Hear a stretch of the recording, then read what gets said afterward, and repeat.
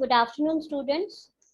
Today I am going to discuss second lecture for the subject named as Fundamentals of Plant Breeding.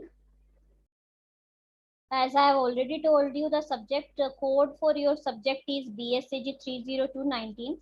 And today the topic that we are going to discuss is all about modes of reproduction and apomixis.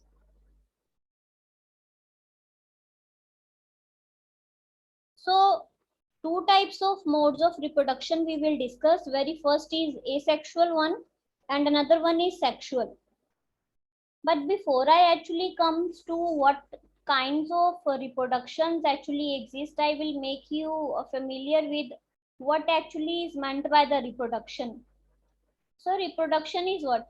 Reproduction. That means production, but the production is being done again.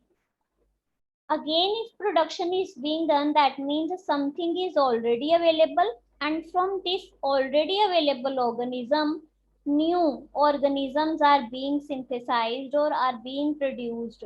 This process in which new individuals are existing from the pre-existing one, this is said to be reproduction. So reproduction is the development of new individual. See these here I can say this is pre-existing one is parent, and this new one existing, these are say this is said to be progeny. This is called as progeny. So new individuals development from pre-existing one is called as reproduction. And the way how these new individuals are originating, they are being developed from the parent, this is said to be mode of reproduction.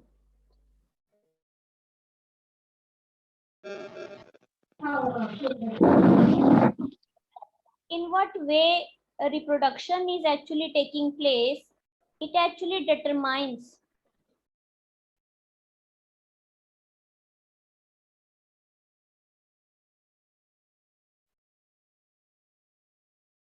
now in what way this reproduction, see, genetic constitution of the crop plant is there.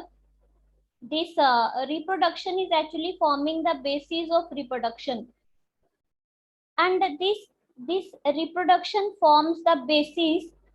It is forming the basis because it is determining the genetic constitution of the crop plants. Genetic constitution of the crop plants means whether the plants are homozygous or whether the plants are heterozygous. This in turn is determined by the mode of reproduction. So what kind of reproduction will be taking place? This in turn will determine, like within the crop plant, whether the genetic makeup is homozygous or whether it is heterozygous. Homozygous means, suppose if we are having one gene for the gene, and that gene is denoting the tall nature, tall height of the plant. Now this, whether within the gene there used to be two alleles. If the two alleles are same, this is said to be dominant. Dominant alleles, if sometimes it used to be this one and sometimes the genetic constitution used to be this one. Now what kind of reproduction, that means what is the mode of reproduction, this in turn determines the genetic constitution of crop plant. When the same alleles are present, then we call it as homozygous, and when the different alleles are present, we call it as heterozygous. And if we know whether the genetic constitution is homozygous or whether it is heterozygous, it is very beneficial in the breeding programs. Because if we know the genetic constitution, it is going to be very important in terms of hybridization. And you know, hybridization is what, where one parent is crossed with the another parent. This is said to be hybridization. And if we know what is the genetic constitution of the plant, then this is important for the hybridization, and hybridization further forms the basis for modern breeding programs.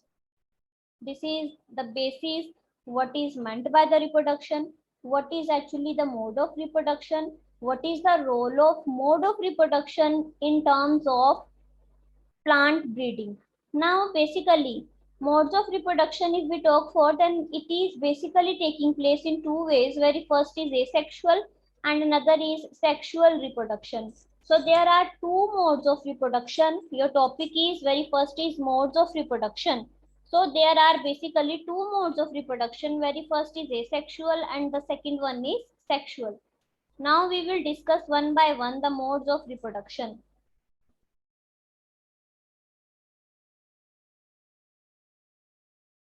So the very first is asexual reproduction. Name itself is indicating asexual reproduction means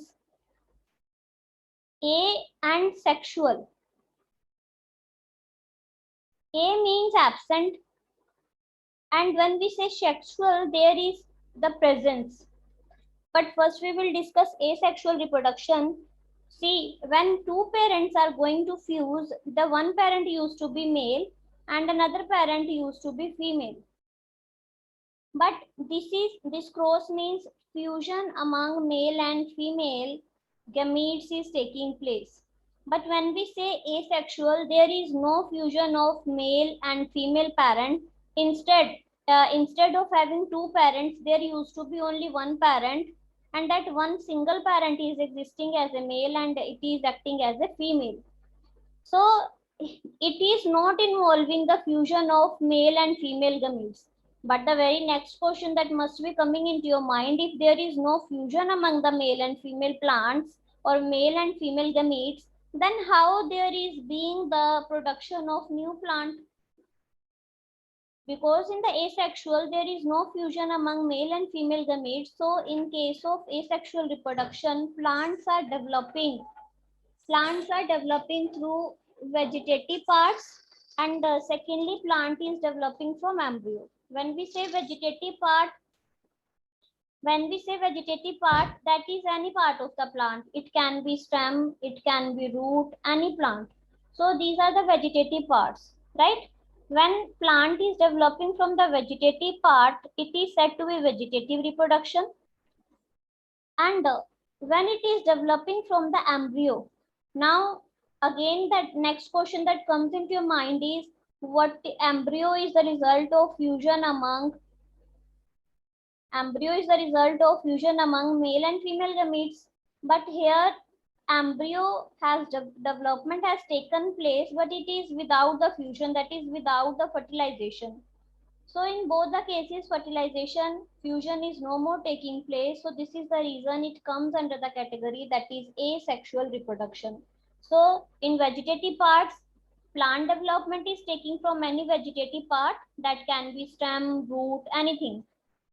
And secondly, plants are developing from the embryo. And that embryo, development of which has taken place without fertilization. And this is what is known as apomixis, which is your next topic, that is modes of reproduction and apomixis. But if we talk for the vegetative reproduction, or if we talk for the apomixis, many authors, they have the myth that most of the forms of asexual reproduction are kind of apomixis. And apomixis further include both the vegetative reproduction and asexual reproduction through seed formation. When the asexual reproduction is taking place as a result of seed formation, then we call it as agamospermy. A means there is no reproduction, there is no fusion, right? Now, because the apomixis is involving both the vegetative reproduction and it is involving the asexual reproduction through seed formation, so there another name is given to the apomixis, and it is also known as agamospermy. So if I broadly talk, then asexual reproduction is basically of two types. One is of vegetative reproduction and another one is apomixis. So we are going to discuss two types of asexual reproduction one by one. One is vegetative and another is apomixis. But out of the two, the importance is given to the apomixis, right? And another name for the apomixis is agamospermy. Now, the very first asexual reproduction is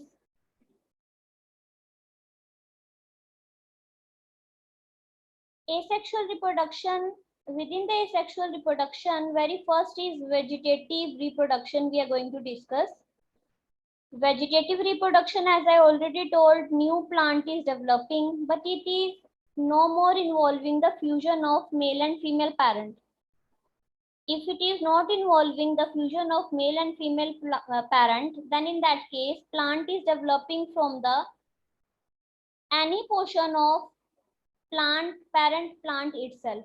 Say normally what is there, if say this is one female parent, this is female parent, and say if this plant is acting as a male parent, if it is a kind of sexual reproduction, then fusion among two takes place and there is a formation of zygote. But as I already said, in vegetative there is no fusion, this fusion is no more taking place, and there is only one parent that is acting as a female or that is acting as a male parent. And now, because no fusion is taking place, so the new plant is being synthesized either from the stem, it is being synthesized either from the roots, etc. That means vegetative reproduction is taking place through either underground, either stems. Now the stems are of two types. One is a modified underground stem and another is the one that is present in the air, that is said to be subaerial stem. This is a modification of the stem and it is said to be bulbil. And the last one is the artificial vegetative reproduction. We will study one by one all these kinds of vegetative reproduction. So very first is the underground stem. Underground name itself is indicating if this is the stem, then certain portion of the stem is also under the ground. This is ground, this is underground portion. So what happens when certain stems, when they are present in the underground region, then they get modified. Like suppose if its structure is this kind, then it will get modified and it will be of this kind, right? That means they act as a storage organ. They perform, after modification, they perform certain functions such as they act as a storage organ. Storage means they will be storing certain nutrients or water, say anything that is required for the growth of the plant. And you know, this modified underground stem, it used to bear several birds. On it, there used to be present several birds, and these are only the birds. This is only the reason that is responsible for the development into shoot. And after the development of the shoot, it gives rise to root. So in underground stem, how they are responsible for their sexual reproduction? Because they are acting as a storage organ after the modification, and on the storage organ there used to be the presence of birds, and these birds are only the ones that give rise to shoot and give rise to root. So when shoot is originating, when root is originating, that means new plant is originating. But here you could see there is no fusion of male and female gametes, right? From the stem itself, new plant is being originating. So this is the reason it is said to be asexual reproduction. Now I will discuss with you certain modification, like tumor is there, like bulb is there. So potato, see, potato is actually stem, and if you could see, potato used to be present below the ground. Similarly, if we discuss for the bulb, that is onion, onion also used to be present below the ground. So these all are these two are potato and onion are the stem, but these stems are modified. One modified into tuber and another is modified into bulb. Similarly, we talk for certain roots also, like ginger, this gunda, arvi. So these all are the examples of underground stems. This is very first category of vegetative reproduction, which itself is a part of asexual reproduction. And very first vegetative reproduction type that we discussed is underground stems. Now the next is subaerial stems. Subaerial stems, if you have looked in the ground very carefully, then you must have observed like grass used to be present on the ground. But when you used to pluck the grass from the ground, you must have observed certain grass are like once you plucked it is again present at another portion. Then again it used to be present at another portion. These are actually said to be runner.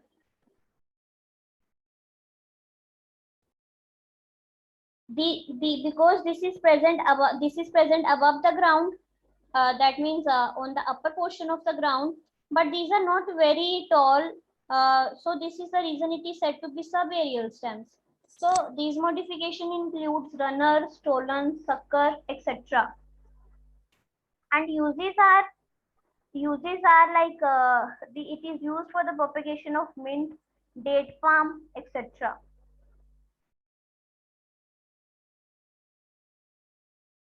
The next is next kind of vegetative reproduction. The next kind of vegetative reproduction is bulbil.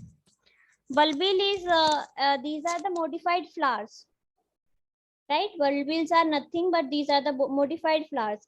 Because in the vegetative reproduction, what is taking place in vegetative reproduction?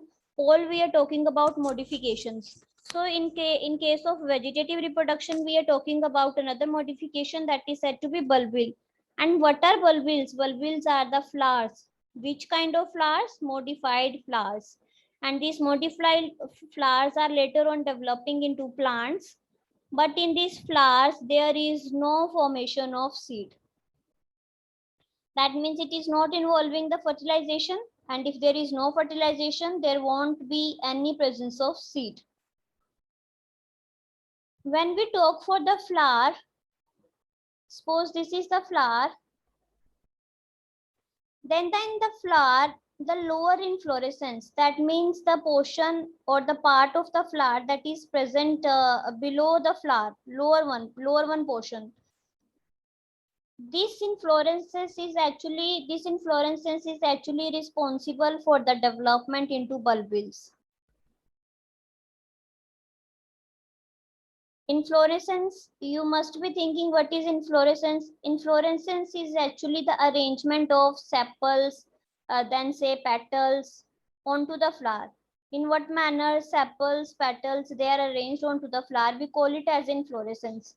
And the lower inflorescence, that means the parts which are present on the lower end of the flower, when they develop, when they get modified, then it result into the formation of bulbil. Right? But this development is again no more involving fertilization, very important thing to be noticed, and it is no more involving seed formation. Nowadays what is happening out, it is not very necessary like we allow the natural modification of the flower into the bulbil, but now what is happening out, bulbil formation or development of the bulbil, it can be done under the artificial conditions in the lab, by providing the suitable tissue culture media. We need not to discuss it in depth. So you just remember like under the artificial conditions also bulbil development can take place. And this bulbil development has successfully even done under the artificial conditions in case of cardamom.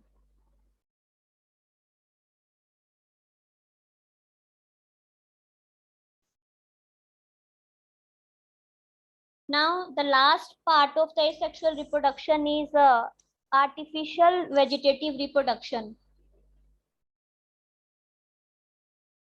Artificial vegetative reproduction means now vegetative reproduction is no more taking place naturally. Naturally, if it is not taking place, then it is being induced artificially. Artificially, that means here is the interference of human activities for the development of new plant. But you know it is not taking place. Why we need to go for the artificial vegetative reproduction? We need to go for the artificial vegetative reproduction because sometimes in certain species naturally vegetative reproduction is not taking place. If I say naturally, then naturally is involving the formation of bulbil, then it is involving the formation of underground stem, then it is involving the formation of subaerial stem. This all is what that is taking place naturally. But when these all are the methods of vegetative reproduction, and vegetative reproduction is the part of asexual reproduction. These all are the categories that are taking place naturally. But when there is no natural formation of the plants, then we need to look after the artificial method, right? So artificially propagation has been done in case of sugarcane, then in case of grapes, roses, etc. And methods by which artificial vegetative reproduction can be done, I will introduce you all to the one method, that is layering. In layering, what we do, if this is the plant, we look after the flexible stem of the plant. Flexibility must be like it is stretched. If say this is the soil layer, then it is flexible up to the extent that it is stretched to the underground region, and then mud is placed above it. Mud is placed above it, right?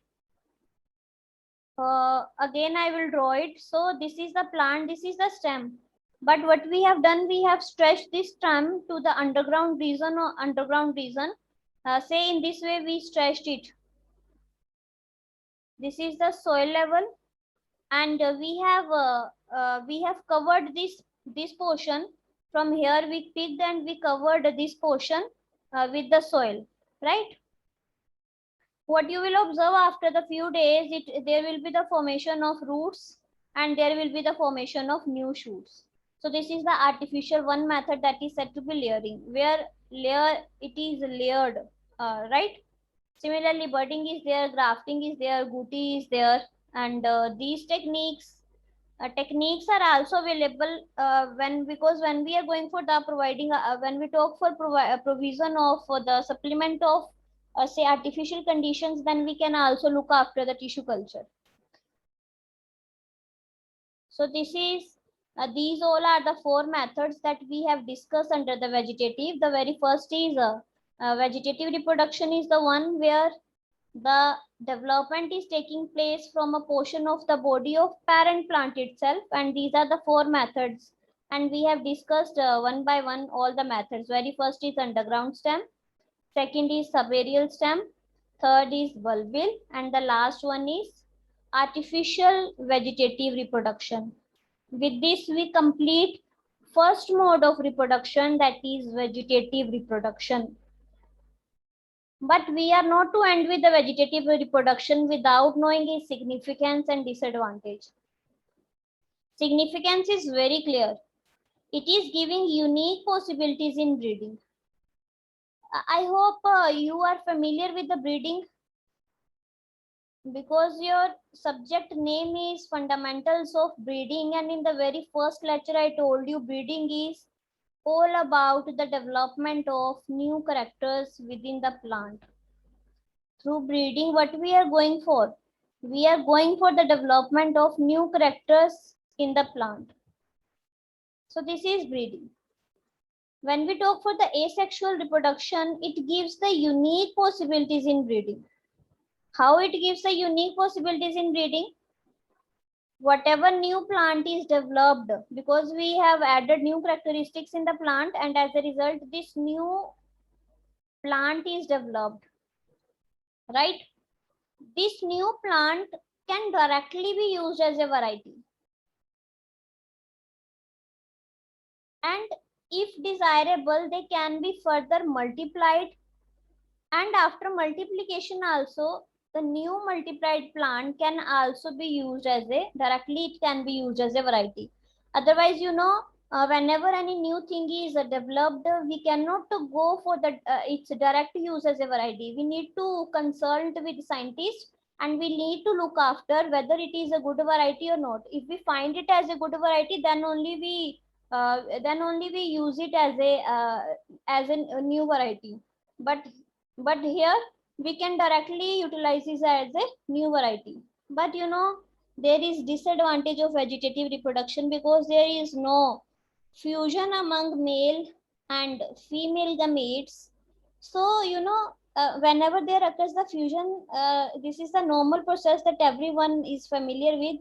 certain characters from the parent mother, and say here is, if say this is TT, and say if this is small t, then half of the genes from the mother and half of the genes from the parent,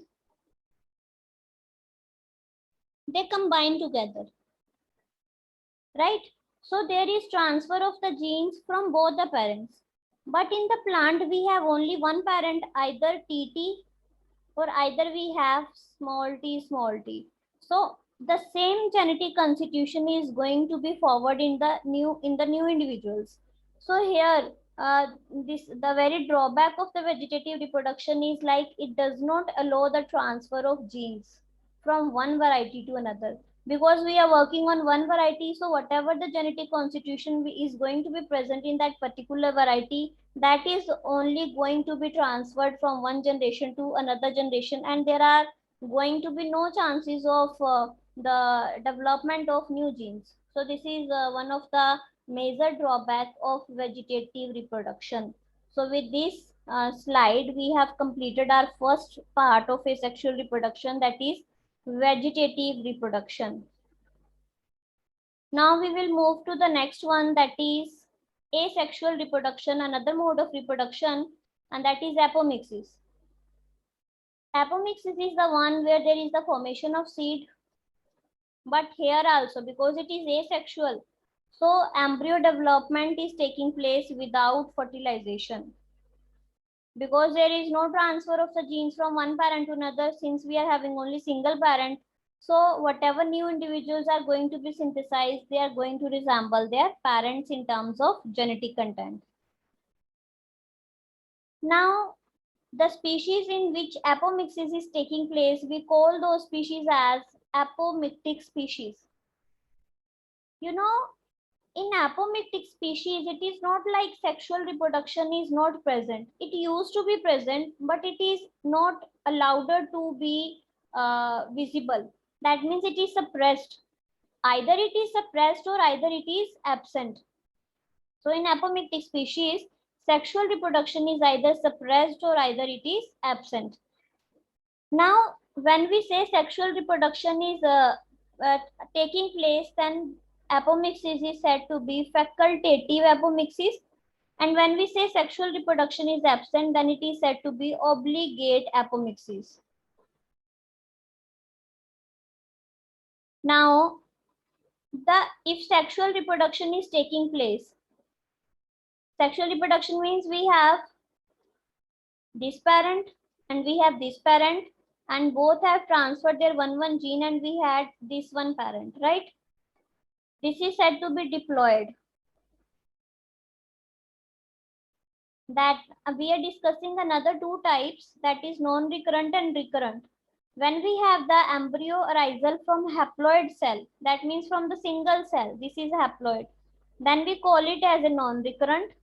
And when we have the embryo development from the diploid cells, that means when there are two cells, two genetic constitution, then we call it as a recurrent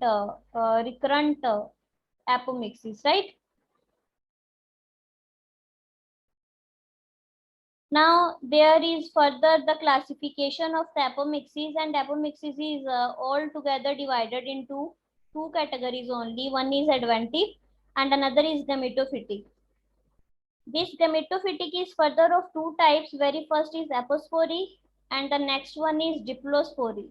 But this diplospory is further divided into two types. Very first is parthenogenesis and the next one is pseudogamy. Hope the classification is clear to all. So broadly, apomixis is of two types. One is adventive embryony and another is gametophytic apomixis. Now this gametophytic apomixis is further of two types. One is apospory and another is diplospory. And this diplospory is again of two types. One is parthenogenesis and another is pseudogamy. So this is the classification that we will discuss one by one.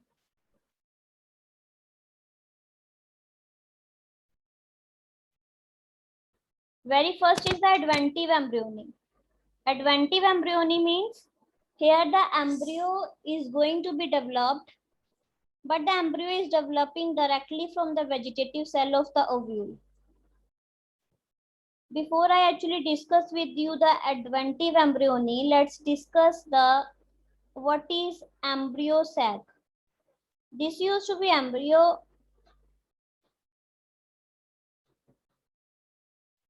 and here used to be the vegetative cells. It is surrounded by integuments. The bio students, they must be familiar with the structure. And here used to be the chalaza. This is actually embryo sac. Embryo sac is what? When we have 3 cells on the upper side, 2 cells in the center, and 3 are the antipodal cells which are present in the opposite position of this. This is actually said to be egg cell, okay? This is embryo sac. Adventive embryony is a kind of apomixis where embryo is developing, but that is developing from the vegetative cells of the ovule. Like it is developing from the integument. That means the part from which embryo is developing, it is no more involved in any kind of sexual reproduction. So that part can be nucellus, it can be integument, and it can be chalaza. That means these are the outer portion of the outer parts of the ovule. So here embryo development does not involve embryo sac. This is the embryo sac. The structure that I have discussed is actually embryo sac. So it is not involving embryo is being synthesized, but embryo is no more involving embryo sac production.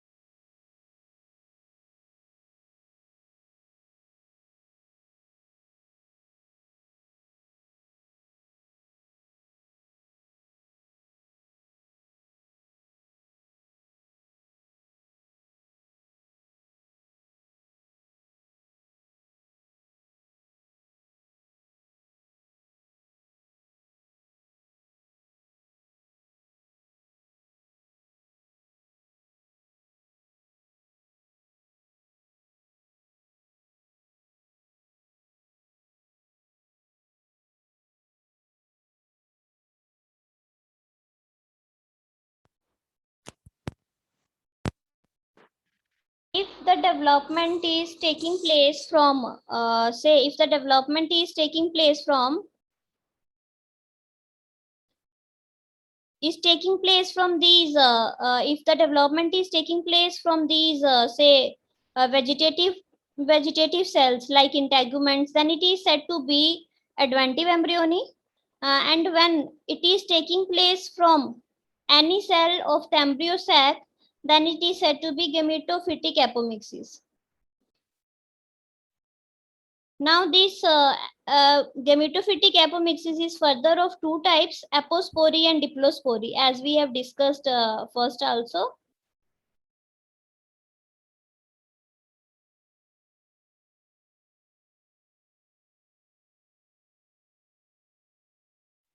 So this is apospory and diplospory.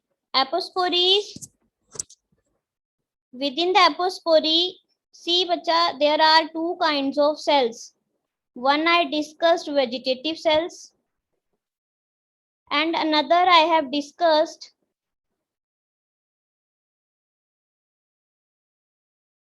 cells which are present within the embryo sac.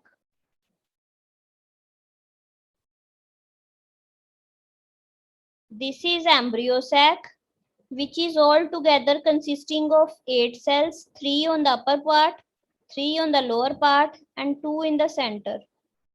This is embryo sac, right? And these are the vegetative cells which is giving rise to, say, one example I'm giving, that is integument. When the development is taking place from integument, when the development is taking place from integument, then we call it as adventive embryony. Then we call it as adventive embryony. And when the embryo is developing from any cell of the embryo sac, either from this egg cell or from this cell or from this cell, then it is said to be gametophytic apomixis. So overall, I said there used to be, apomixis is divided into two categories, adventive and gametophytic. And now gametophytic is of two types. This is adventive and this is gametophytic, right? Now, this adventive, this gametophytic is further of two types. One is apospory and another is diplospory. Now the apospory is what? Apospory means, because here we are talking for the vegetative cells, so obviously here vegetative cells of the ovule, they develop into unreduced embryo sac.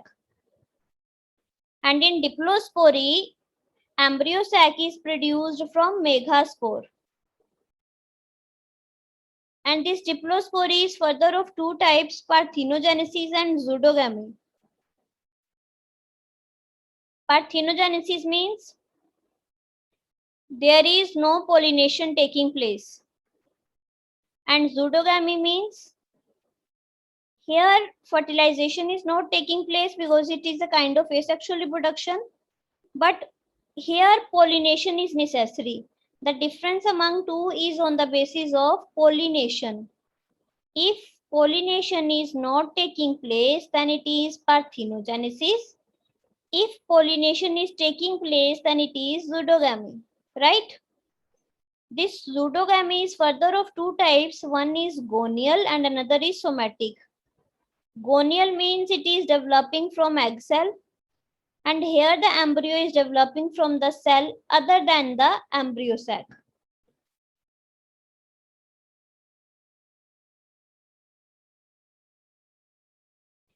So this is all about apomixis. Now we will learn about the significance of apomixis. Apomixis is important in terms, it is helping the breeder to maintain the varieties or the desirable genotype. If any plant is of kind that it is giving 5 feet height, then we can maintain the 5 feet height of this plant by going through the process that is known as apomixis.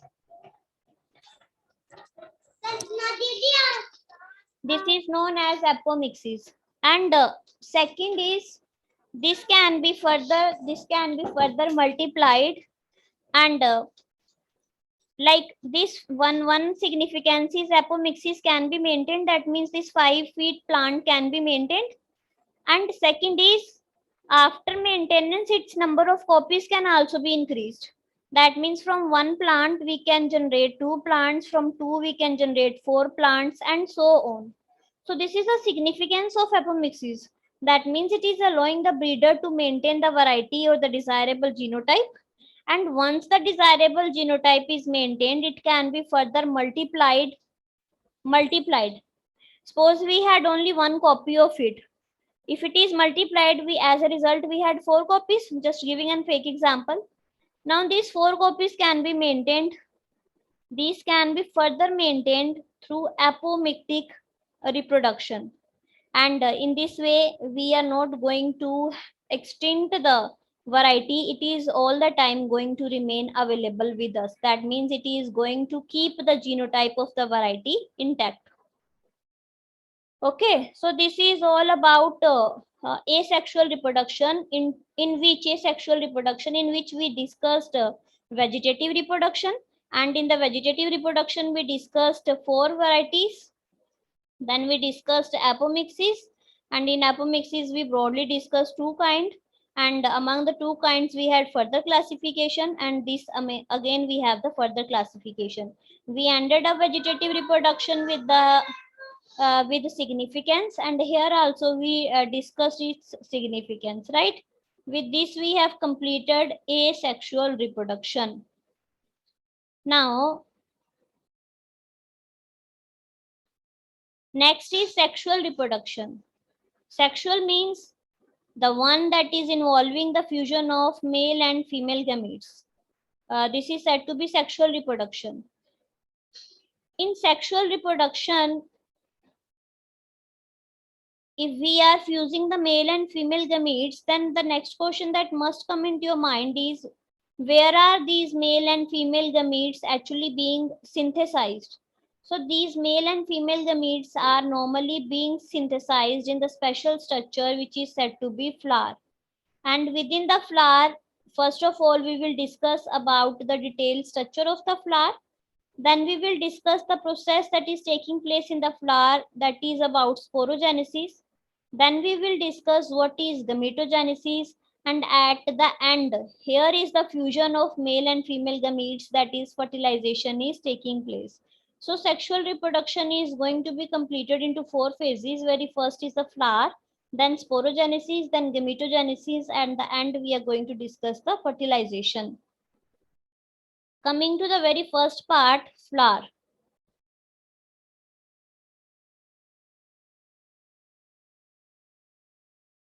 Flower is consisting of what? Next, you must know, if on the within the flower both stamens and pistil is present, then what term it is given? If only stamens are present within the flower but it is no more having pistil, then what it is called? So these all are the things that you must know. See, the flower is consisting of sepal, petal, stamen and pistil.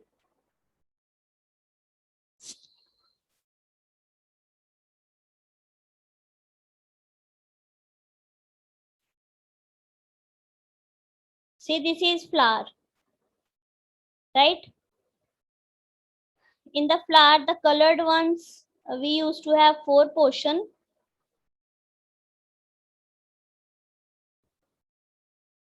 The green ones are said to be sepals. The colored are said to be petals.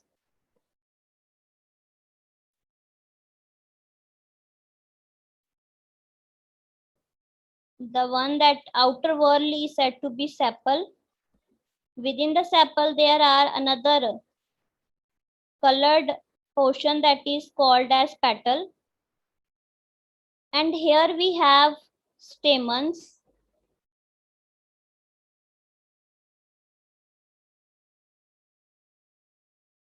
That is consisting of anther and the pollen grains.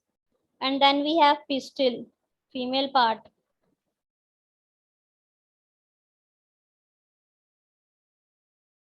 When both the stamen and pistil are present within the flower, then we call it as a perfect flower, and another name of it is hermaphrodite flower. But when it contains only stamens, no pistil is present, then we call it as a staminate flower. If pistil is only present, then we call it as a pistillate flower.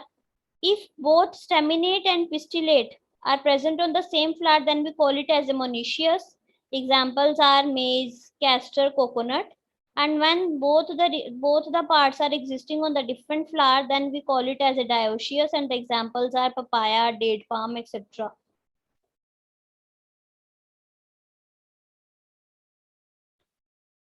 Now what is happening out in the flower? Say this is flower.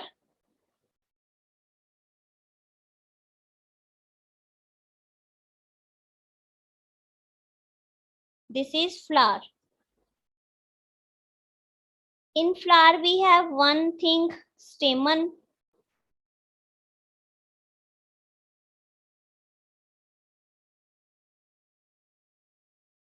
stamen, and another we have pistil.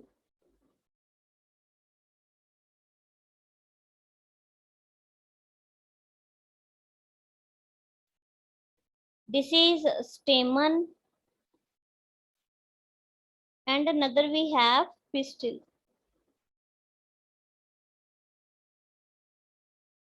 Obviously, when we say stamen and pistil, there is the presence of cells. Actually, we will talk about these cells which are present in stamen and pistil. These cells, very carefully listen to this one now. These cells undergo meiotic division.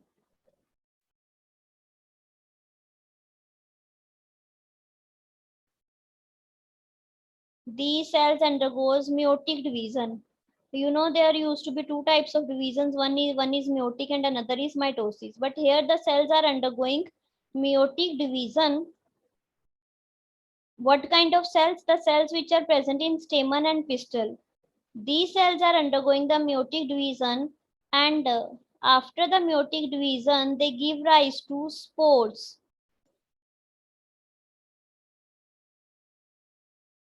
They give rise to spore. When this is male part stamen, and this is female part. When cells of male part are undergoing the meiotic division, they give rise to the spore that is said as microspore. And when the cells which are present in the pistil, that is female portion, when these cells undergoes the meiotic division, they form a spore, and that spore is known as megaspore. And this process in which microspore and megaspore formation takes place, this process is said to be sporogenesis. Clear? So meiotic divisions of certain cells, not all the cells of stamens and not all the cells of pistil, they are undergoing meiotic division. Only the specified cells, only the specific cells in the stamen and specific cells in the pistil, they are undergoing meiotic division, and they are resulting into the synthesis of microspore and megaspore respectively. Respectively means this microspore is being synthesized in stamen and the megaspore is being synthesized in the pistil. Now, once the microspore and megaspore formation has taken place, here meiotic division was taking place. Now in both these kinds of cells, here also and here also. Now here mitotic division, here the mitotic division will take place and it will result into the formation of gametes.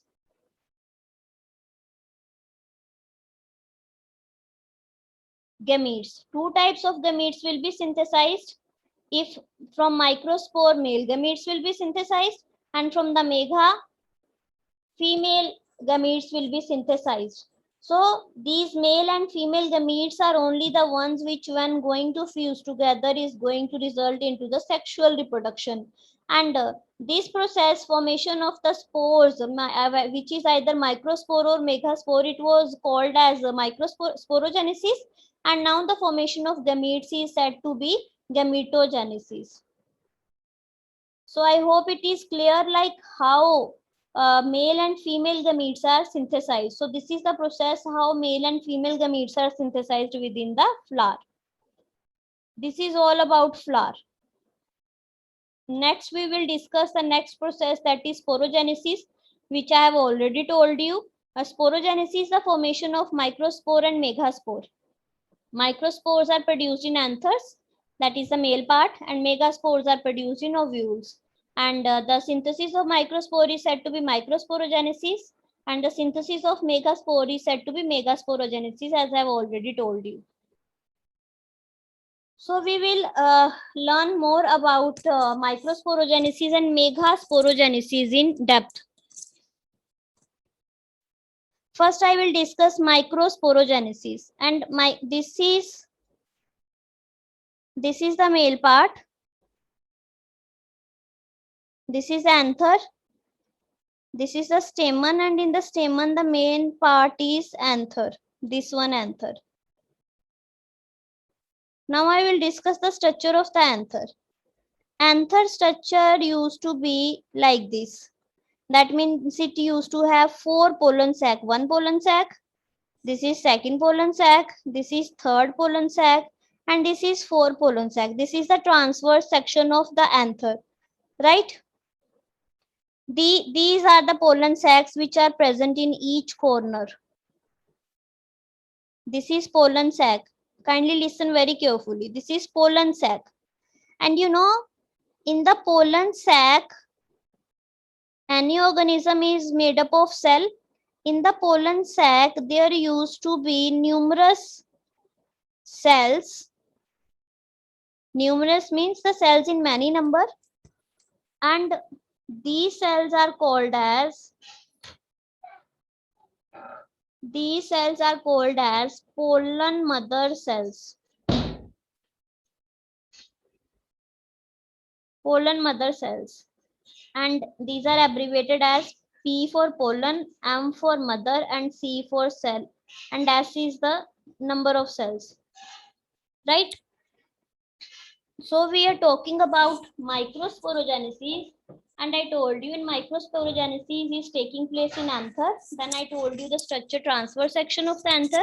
And I said in the anthers there are 4 pollen sacs present. And these pollen sacs are further consisting of many cells which are said to be pollen mother cells. All the role in the formation of spore is being played by pollen mother cells itself.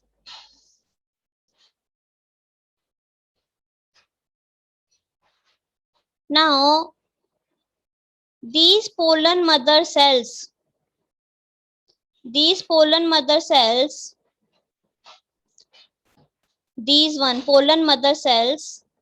I will be writing it as PMCS. These pollen mother cells, it undergoes meiosis.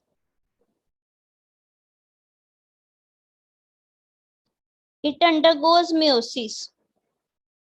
When one meiosis takes place as a result of, see if this is the one cell. When it undergoes very first meiosis, it will result into the formation of 2 cells. Because from one meiosis, 2 cells are synthesized. Then when it undergoes, this is meiosis 1. When it undergoes meiosis 2,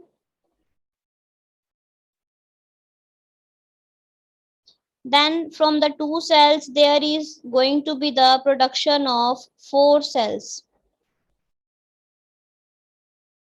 Right? So 4 haploid cells, and these are said to be microspores. These cells which are synthesized as a result of meiosis, these are said to be microspores. And the process by which these microspores are synthesized, it is called as microsporogenesis. These microspores are only the one, if I consider one microspore, these are only the microspores which develop into pollen grains. How they develop into pollen grains? Here the cell wall is not thick, but it thickens its cell wall, and later on, after the thickening of the cell wall, it is matured into pollen grain. So this is all about microsporogenesis.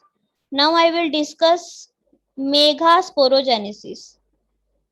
Mega, whenever we talk micro, that means we are talking for the male part. And when we are talking for the megasporogenesis, then we are talking for the female parts. Okay.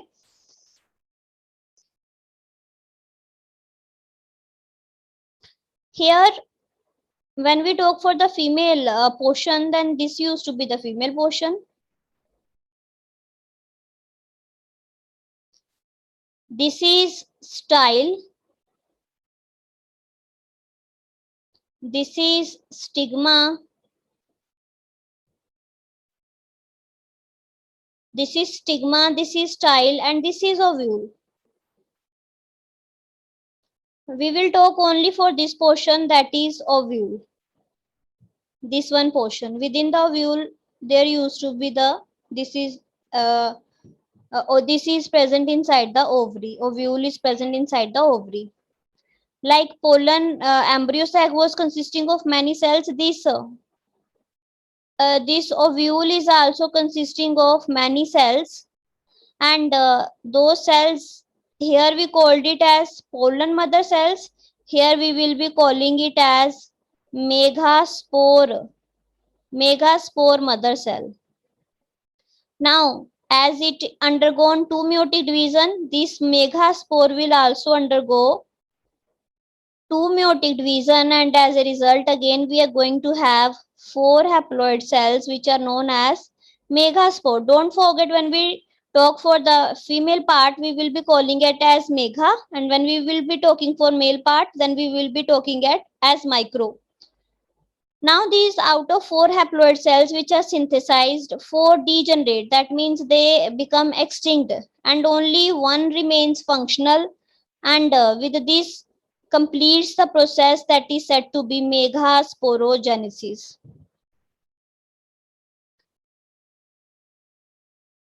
See, this is microsporogenesis, where one cell is giving, when first meiosis is taking place, it gives rise to two cells, then two further give rise to four cells as a result of meiosis 2.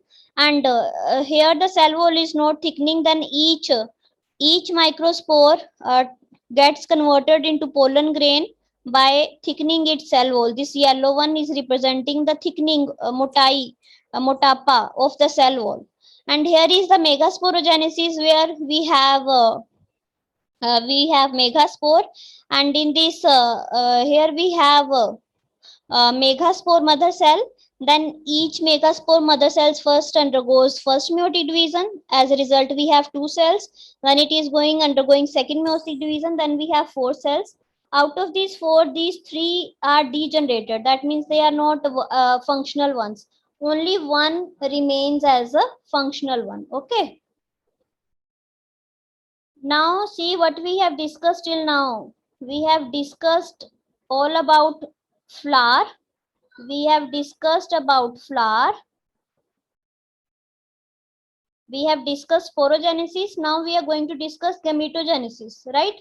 And thereafter the fertilization. So this is gametogenesis.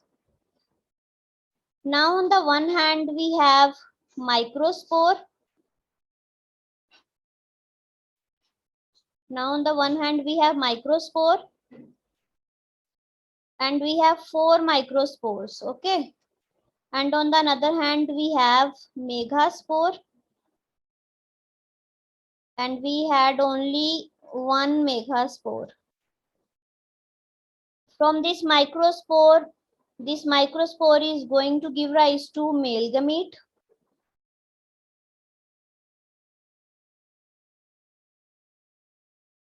And it is going to give rise to female gamete. This is called as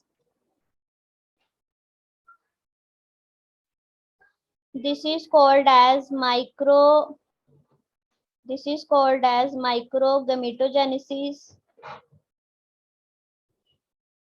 And this development of female gamete, because gamete is being developed, this is representing female portion. Gameto means gamete is being synthesized, and genesis is the synthesis, right? So female gamete, this is female gamete, and genesis means synthesis. So all together we call it as megagametogenesis. Genesis means synthesis. Megagametogenesis. This is microgametogenesis, right?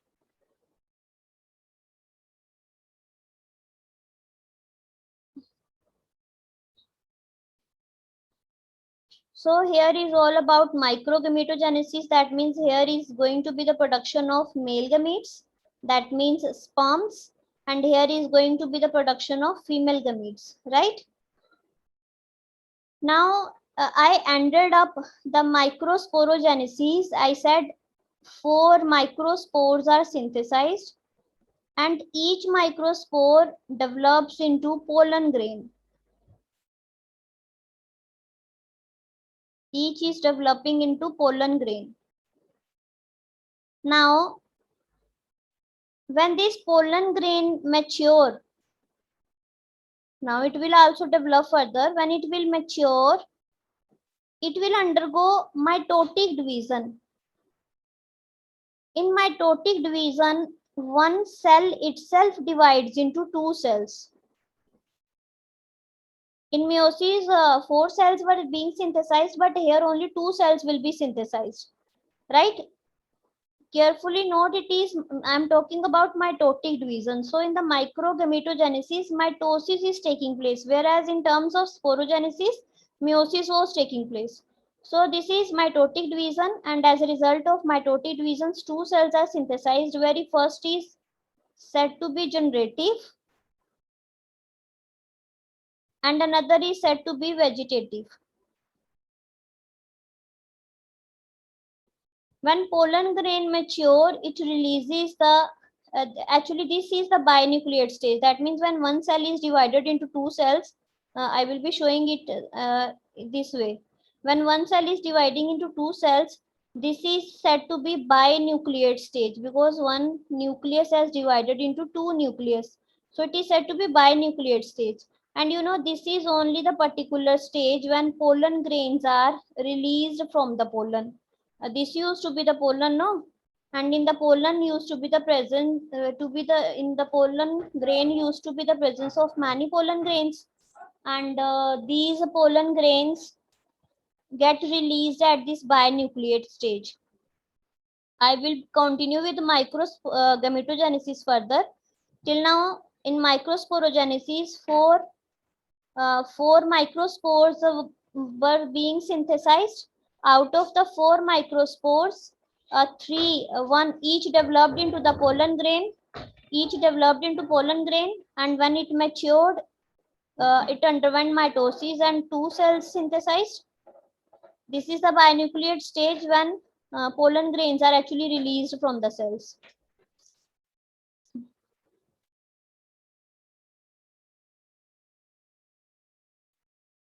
And here is not entered the microgametogenesis. This is a particular stage when pollen grain is released, right? Here pollen grain is released now. Pollen grain, when is released, it will be carried either through the source of wind, or either through the source of water or animal, through any insect, anything. When it is transferred to the female portion, and I already told you female portion structure used to be like this.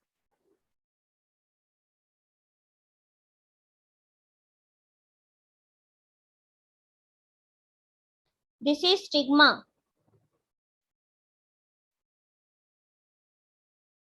When pollen grain is transferred, it will finally get landed. That means it will stick. Stigma is used to be of sticky nature. This pollen lands onto it. That means it stays onto the stigma. And when pollen grains enter, it not all the pollen grain enters into it. It actually develops a pollen tube.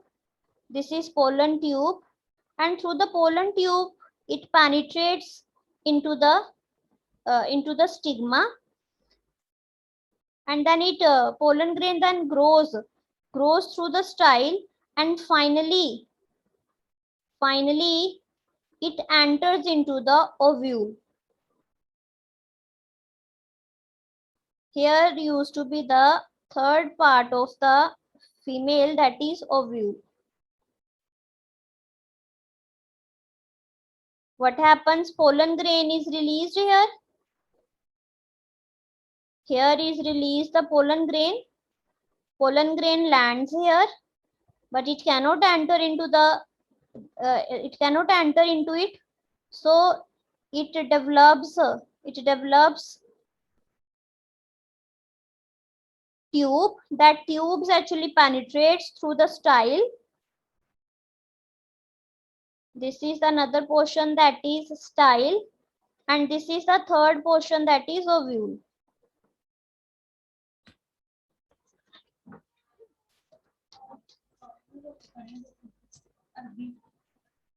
This is a stigma. So this pollen grain has landed onto the stigma. It will penetrate into the style by forming a pollen tube, and finally it enters into the ovule, right? When it enters into the ovule, now in the pollen grains, I told you, pollen grain has divided into two cells. That means this mature pollen grain is having two cells. One is vegetative cell and another is tube cell. One is generative and another is vegetative cells. See, generative cells and vegetative cells, right? These generative and vegetative cells are also, these have been transferred into this ovule, right? These have been transferred into ovule. But now within the ovule is present embryo sac. This is the embryo sac. And I will make a bigger diagram. Till here I am again repeating, pollen grains, 4 microspores were synthesized in microsporogenesis, out of which each developed into pollen grain. And these pollen grains are developed at binucleate stage. These pollen grains land onto the stigma, enters into the female part through style, it grows through the style, and since these two cells are later on released into the ovule. Within the ovule is present embryo sac, right?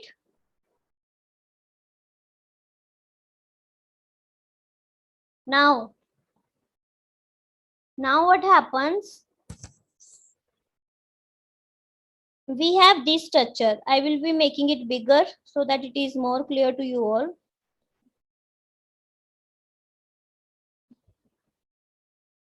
I will be talking only for this portion now, what is happening here. So this is ovule.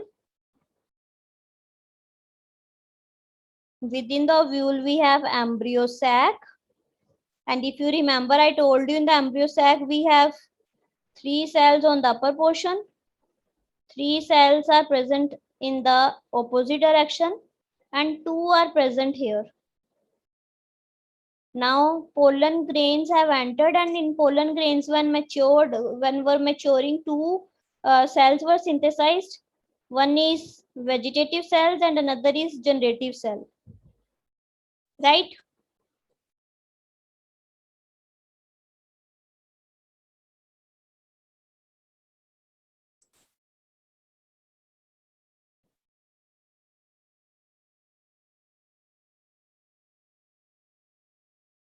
Now out of this, one cell, this is said to be egg apparatus.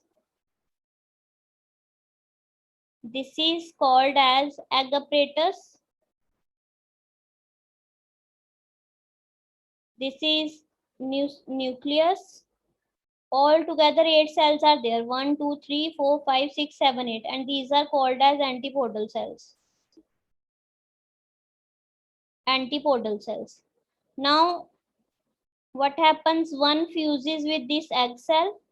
One fusion, this takes place. And this one fuses with this binucleus. When there is fusion of this and this, when there is fusion of one vegetative cell with the egg cell, it actually result into the formation of zygote.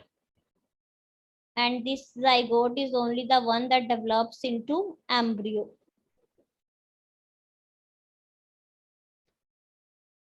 This second cell, it fuses with this binuclear cell,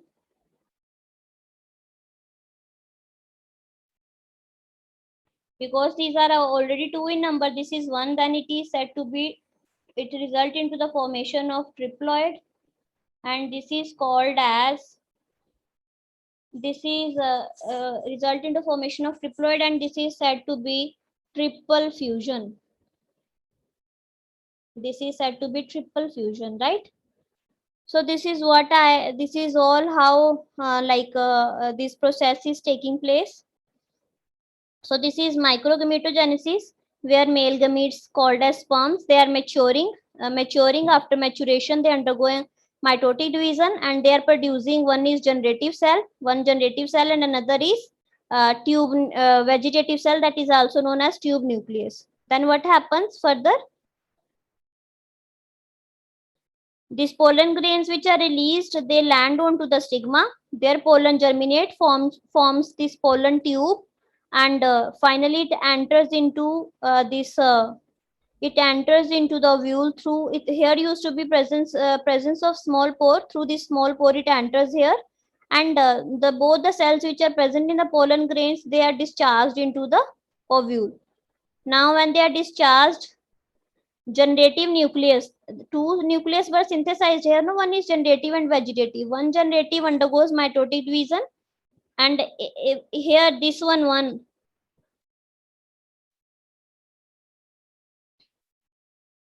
this one is undergoing vegetative generative nucleus, it undergoes the meiotic division, and it gives rise to further two cells. This one is further giving rise to two, so there are three now. So these are known as two male gametes or sperms are synthesized, right? Now what is happening? This is all about microsporogenesis. Now what is happening in the megha? In the megha, there is the formation of female gametes, and when these female gametes mature, they undergo three mitotic division. As a result of three mitotic division means what? Three mitotic division means,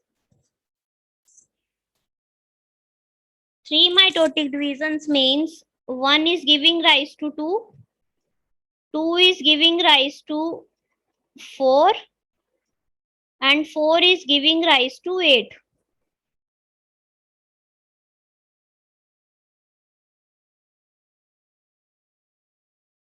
And 4 is giving rise to 8, right? This is 3 mitotic division. This is what I have shown you, no? 3 mitotic division. Altogether 8 nuclei are synthesized, right? We have 8 nuclei.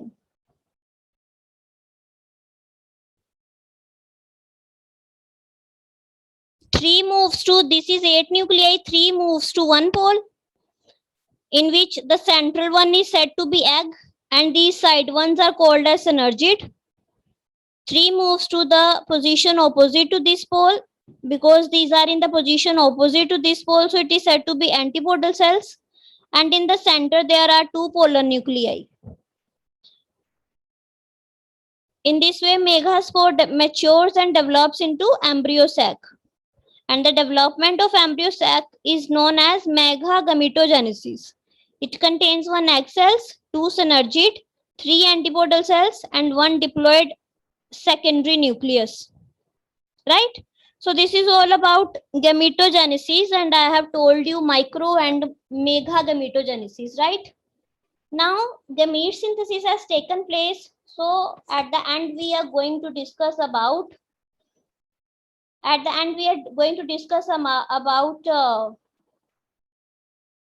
fertilization, right? So fusion of fertilization, I told you, when one of the sperm is fusing with egg cell, then it is resulting into the formation of diploid zygote, and it is said to be fertilization. The remaining two, fusion of remaining sperm is with the secondary nucleus, and it results into the formation of triploid. See, this is how formation of pollen grain is taking place, right? And this is the way, like in the microsporogenesis, 4 were being synthesized, each used to develop into pollen grain, and which further divides into vegetative and tube nuclei. Vegetative further divides into two sperm nuclei. In case of this arrow represent male representation, symbolic representation, and this circle and with plus sign, this represent the female. This represent female presentation, symbolic representation. Here also it was also undergoing two mitotic division, but three are degenerated and we are left with only one. This one also divides into two mitotic division. Three mitotic divisions are there. From one we had two, from two we had four, and from four we had eight. Three got situated in the upper portion, two got located in the center region, and three got located in the opposite position. Here, in this way they have considered as I was representing on the upper side, no issues. They have represented here center one is egg and these two side one are said to be synergid. These are called as polar nuclei, and the ones which are opposite to this pole, it is said to be antipodal cells. Now we had two sperms. We had these are the two sperms. One sperm fuses with egg and it results into the formation of embryo, and this second sperm fuses with these polar nuclei. These polar nuclei when fused, this is diploid, haploid together they form diploid, and here they will form triploid, that is 3N. In the later on endosperms, either it degenerates or either it provides nourishment to the growing embryo. So here we have when this one sperm has fused with egg, it resulted into the formation of zygote. Zygote mitotically divided and it resulted into the formation of embryo.